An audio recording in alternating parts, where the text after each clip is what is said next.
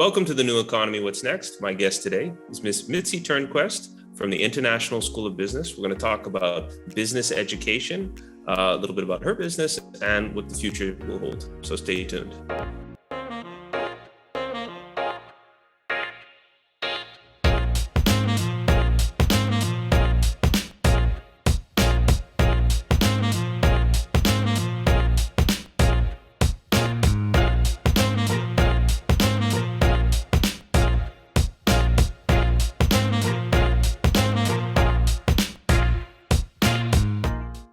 Mitzi, welcome to the show.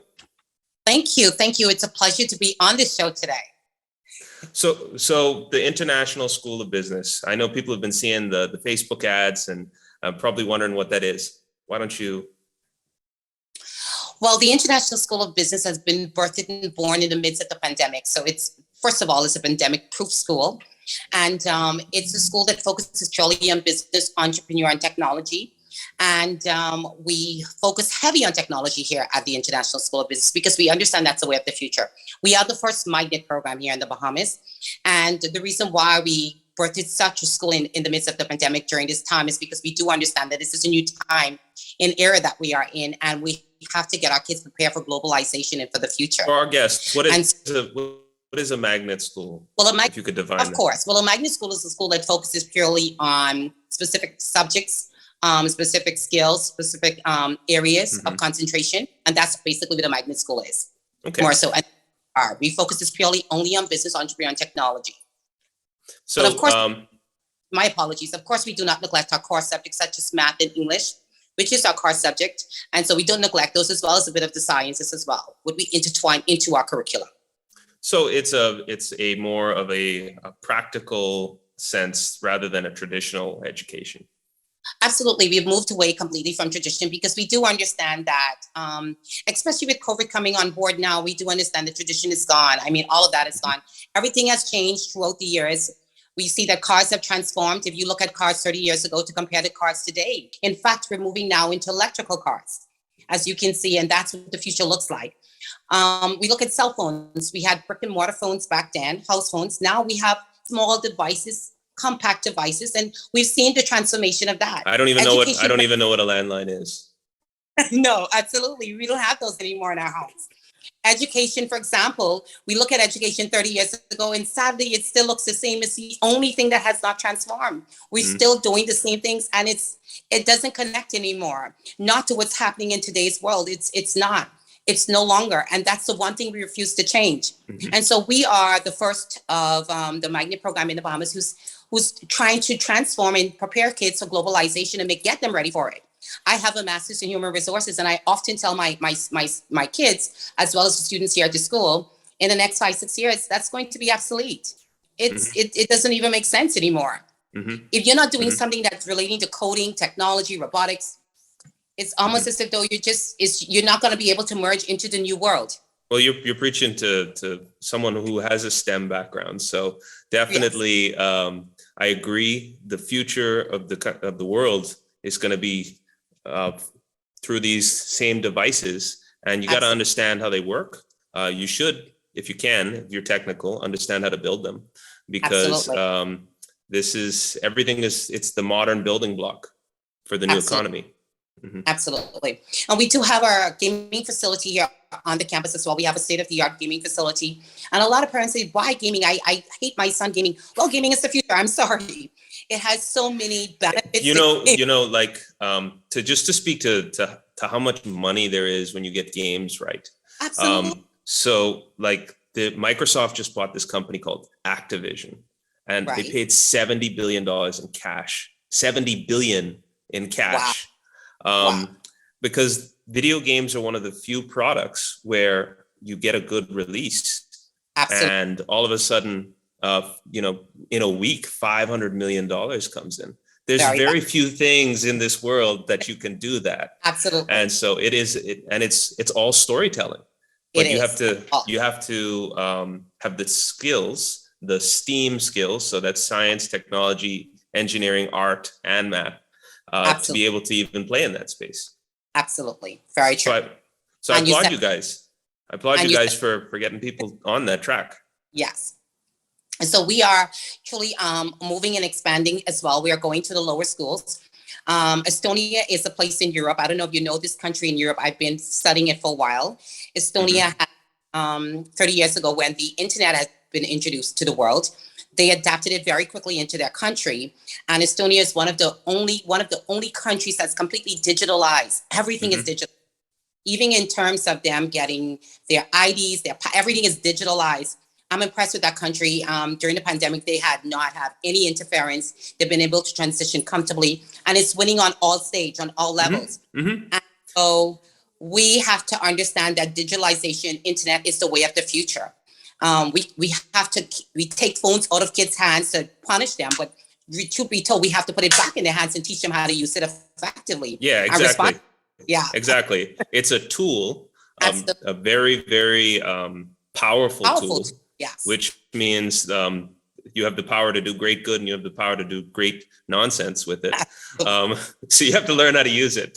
Absolutely. And a lot of times, it's simple as an Apple phone. We don't understand how much things that one device can do. A lot of people don't use it for social media and WhatsApp and a call, but that device can do so much more things. And so what we do here at the Institute is we train kids the many things that one phone can do, and we teach them the effectiveness of that phone. And so when you purchase $1,200 in equipment, be able to utilize every piece of thing that equipment can be able to do. Great. Now this is a business show, so it's important to keep it in context that business is just adding value to other people's lives, and technology just allows you to do that across the internet. Like, for example, we're shooting this show across the internet.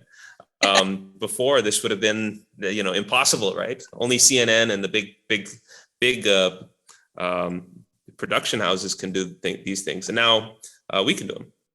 Yes. So let's talk about business. And business here at the school, it's my background. I have an undergrad in business. I'm a small business incubator. I go into companies and I teach them ways how to build their company, things that they can look at, how they can measure their company, SWOT analysis, all of that stuff.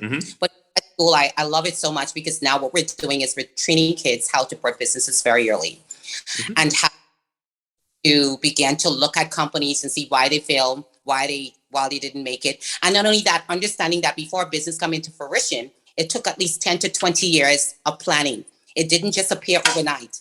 And if you see a successful company, what we do is our business history class is a detail of looking at a business itself in its totality and seeing how that business got to where they are.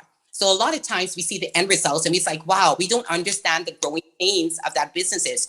And so what our kids do today is we take businesses, we examine it, we pull it apart, and we go through every facet of that business so they can understand that when they have their companies and they go to this is normal. This is not abnormal. This is normal. It's standard and it's fine. You're not going to melt. You're not going to break down. This is what is supposed to happen. And that's studying by case study. What people, you think I'm going to go to school, they're going to teach me this stuff. No, in truth, business is by trial and error. Absolutely. And it's about trying not to make the mistakes that other people made. Absolutely. And trying to understand when to move left and when to move right. And you don't want to figure all that out by yourself, because you'll be an old man to figure it all out. Absolutely. So that what you're talking about by learning by case study, that's how Harvard and Northwestern and all of the great business schools, Stanford, that's how they train executives. Absolutely. So I can only imagine learning that stuff as a kid. Shoot. Absolutely. And so most of that, they get here, they get to learn how to put together their business plan. They learn how to even birth their own websites. And so a lot of our kids are doing that now. They have companies. We have attracted a number of kids who already have their companies, and we're teaching them how to market their companies on their own, how to literally pitch business plans to get more investment for their companies, all of the stuff they learned here. And so it's just so much. We've partnered with Patelco. Patelco has come on board with us and partnered with us from our business perspective. And so our kids was able to be a part of their business pop-up the other day and showcase their businesses.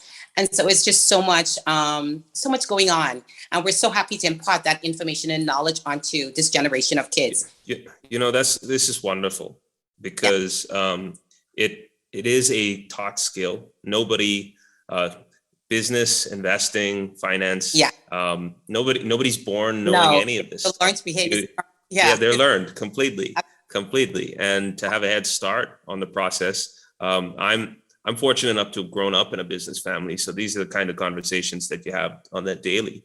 But for many who are not, it's a great way to get in the mix of it. So you start with an advantage. Yes, absolutely. I think our kids, for the most part, you know, when I came at this institution and I realized what was going on here, my son had two actually companies. He's 13 years old, and I'm like, this is the school for my son. I have to have. And he's happy. He's thriving. He's doing so well. He's doing at his best. He's advancing so well in his math and his core courses. He's advancing because he's at a place where he's content. He feels like he's at home. And that's the feel that we get from so much of the kids here at the school. This is home. Like, where was the school all along? And so we are excited to now bring on a 4th, 5th, and 6th, our lower school, where we're going to start it from training kids from even our earlier age in starting them in business, especially those kids who are attracted to that. So we're going to take a quick commercial break. You know, my producers want to do commercials. So we'll do that and then we'll be right back. So stay tuned.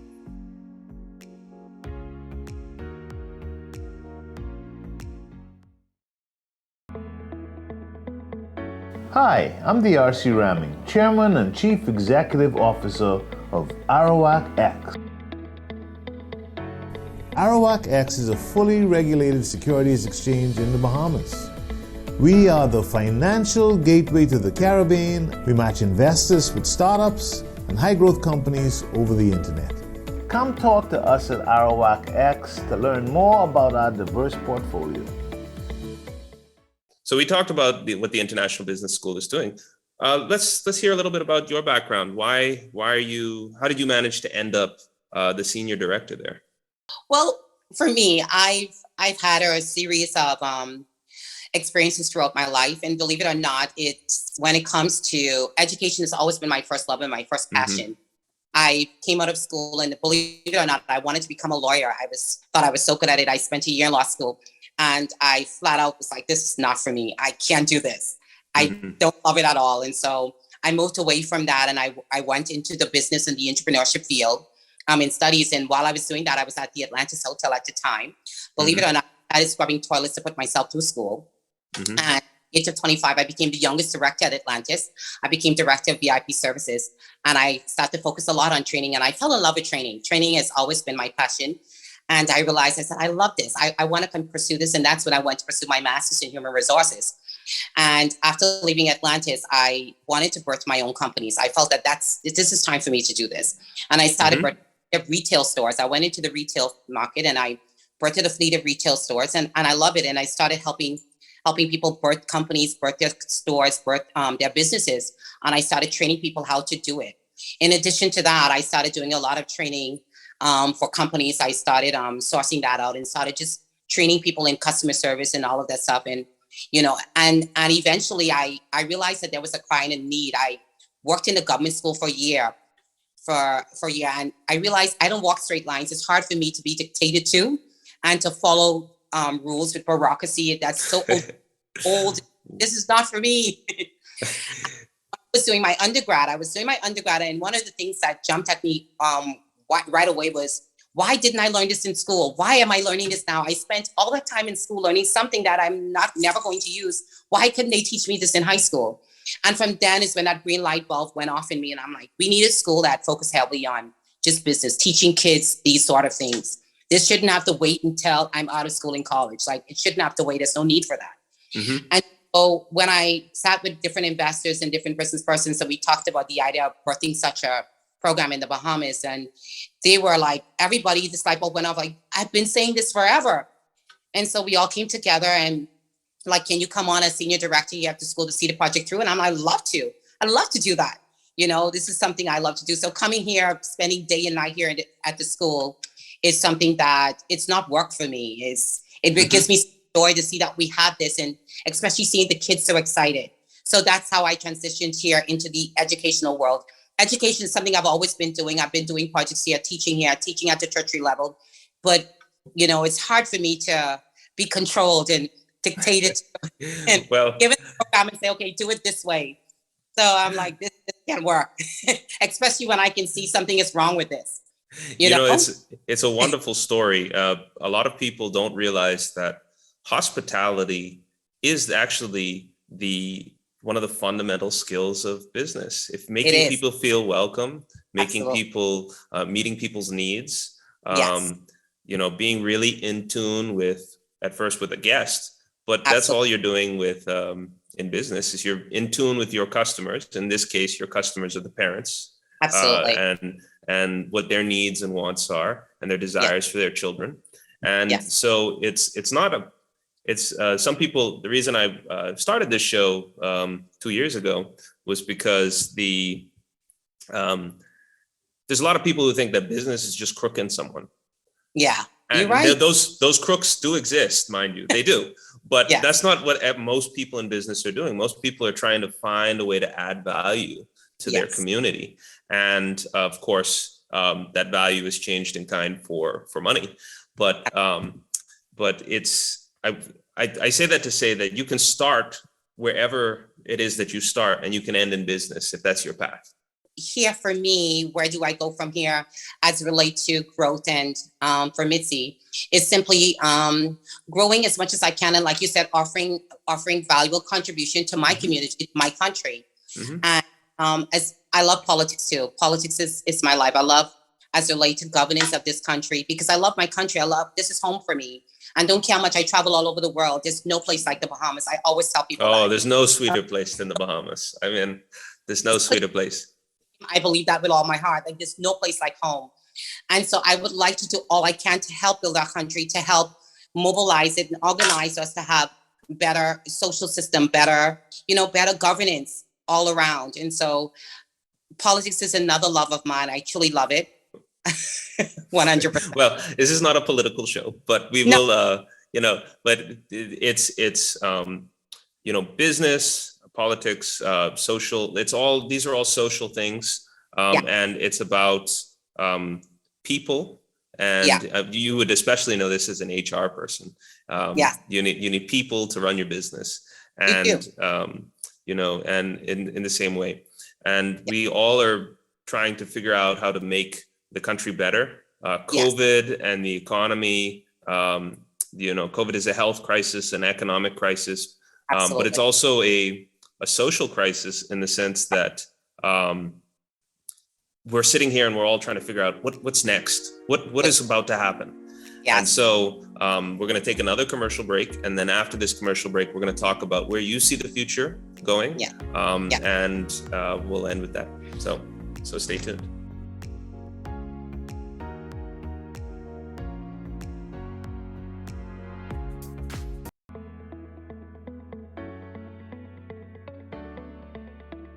Arawak X opens frontier and emerging markets where you can discover innovative companies that have high growth potential. We support initiatives that promote financial inclusion and social justice through equal access to investment opportunities and capital. Come talk to us at Arawak X to learn more about our diverse portfolio. So we're back from commercial break. We're here with Miss Mitzi Turnquest, Senior Director at International Business School. And where is the International Business School located, by the way? Well, we're located on Danes Lane, Fort Charlotte, right opposite to Fort. As you come, you can't miss us. We're the big blue building located there. Big blue building on the top of the hill. Yes, on top of the hill, overlooking the ocean. And we were talking before the show about this is a special moment in our kind of country's history, as we're on a tipping point. You see all this bad news that's happening, especially in the inner city. But there's an opportunity with technology and business to take the country in a different way. Why don't you talk about where you see the future going, and the hopeful aspect? I do believe that this is a changed world in which we are in. It's demanding new ideas. It's demanding new leaders. It's demanding new way of teaching, new way of learning. It's demanding being innovative. It's demanding so much more. And either we can jump on top of that wagon, or we'll get left behind. It's as simple as that. we have to mobilize very quickly in getting things done. If not, we're going to find ourselves drifting and regressing more than ever before. What COVID has taught us is we cannot go back. We have to move forward. Mm-hmm. That's the one thing. A lot of things that we didn't realize that could have happened, platforms like this, in addition to that, working from home, mm-hmm.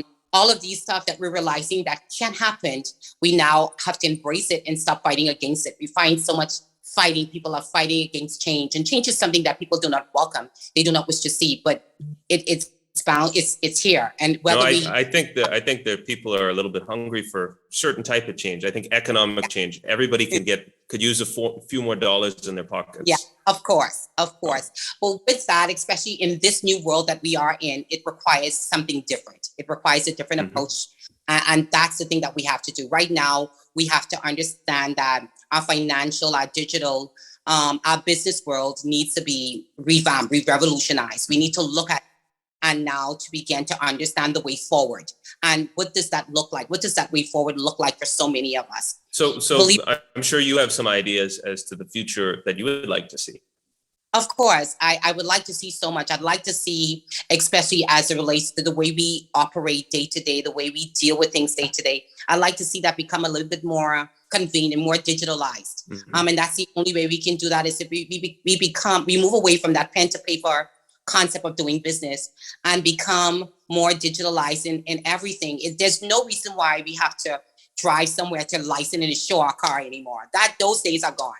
Like, we should be able to go online and do all of these things at this point. There's no reason for us to have to go stand up online for passport anymore. We should be able to do that online. So we have to begin to implement simple, small little things that will make everybody's life easier and that can fast track the economy even more. I think we're so focusing on these things that we should have been playing catch up to a long time ago that allows us not to, it doesn't allow us to concentrate on the things that we need to concentrate on.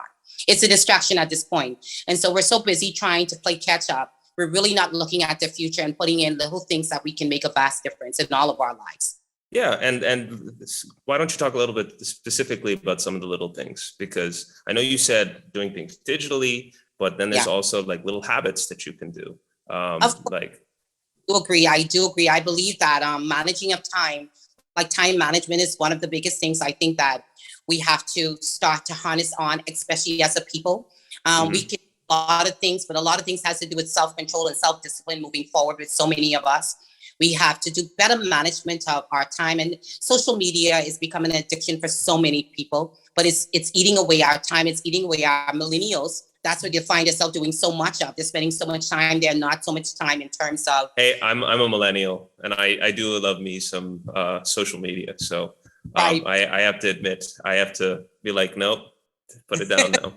But so that's lacking the discipline of time in terms of progressing forward. And so you have so many of our younger millennials right now spending too many time on the phone, using that as a tool that literally that's just time is going. They're using it as a crutch, and that's not as a tool. No. Because it's a tool is to use to create something. A crutch is used to escape. And the one thing I would say, and I know I have a feeling that you feel the same way, is that we can't bury our heads in the sand and hope that this moment passes. It's the country will flounder if you pretend that this is suddenly just going to go away. It's not suddenly going to go away. It's, in fact, the world will be forever different. Absolutely, forever change. And so we have to now look at these little things and not ignore them. We have to look at them and fix them. And if we don't fix them, then we're going to inherit in the next 5 to 10 years, we're going to have a serious issue and a serious problem. Because at the end of the day, we're not progressing, we're regressing. And if we don't see it now, especially with we have like 50,000 kids who've been out of school for 2 years. I'm sorry. What have you think those kids have been doing for 2 years? Well, they've been getting into problems. That's why you're starting to see the crime rates are starting to go up. Because, you can't have that many idle hands, 1/6 of the population idle and expecting, well, I'm sure, but it's still a large chunk, even if it's not that high. But you can't have that many people idle and expect them not to do nonsense. Absolutely. And I've looked at the, from a social service standpoint, I've looked at the increase in terms of physical abuse, verbal abuse, sexual abuse in homes of kids, just being home. And I think nobody's paying attention to these numbers. It's quadruple. Nobody's paying attention to these numbers. And we're talking about keeping kids safe. These kids are not safe. I'm sorry, they're not safe home. They're not safe anywhere. Mm-hmm. Yeah. So it's all of the social ills that we have to look at. We cannot ignore it because they are. If you're looking at numbers that's quadrupling, they're going to have an effect on our country in the future. And I'm sadly. It's a reality, and I personally believe that the way you solve this is through business, getting people to, because business people are inherently concerned about other people. It's called their customers, and by working and adding value, that's where a lot of the abuses and stuff. First of all, you won't have time to do them, and second of all, you'll be learning how to properly live in society and where your place is in society. And those are things that only a few things can do that. Business and sport. I'm a big sportsman, but I'm an advocate for sports because I believe that's where the discipline starts. The discipline starts in sports. I believe that's where most people achieve discipline. Yeah, you learn the soft skills. And so individual sports are good for your own self-confidence, and team sports are good for interrelating with other people, because business is not done by yourself. Like I mean, you're here as a senior director, but you're not teaching all the kids, and you're not doing everything there on your own. So. And then another thing that we need to look at too is our health in the Bahamas, the health crisis that we have in the Bahamas, and not so much from a COVID perspective, because prior to COVID, we've had some serious issues. We have obesity, we have a high cancer rate, we have high blood pressure, and it's just growing fast by the numbers. We have a serious health issue, and we're not our debt ratio in terms of our people living longevity, life, and sustainability.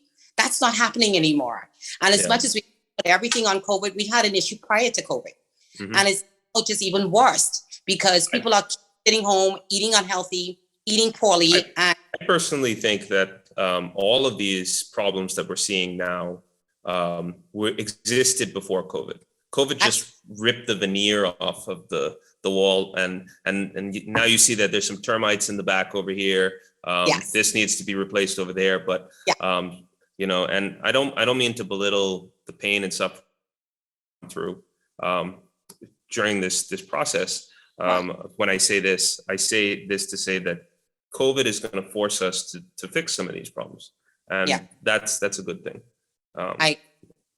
I do agree. I've been an advocate, and I've always believed that it's not the bad people that destroy a nation. It's not. I believe it's the silence of the good people that destroy a nation. When we don't step up and do what we have to do, when we don't help, and we choose to stay in our own corners, and we choose to stay by ourselves and isolate, we are the ones that's destroying our nations. When we have people out there who can help, who can offer a word, who can offer a hand and offer their hearts, that's what we're supposed to be doing in order to help our nation, our country, our community progress and propel. And that's what needs to happen. I think we need all hands on deck.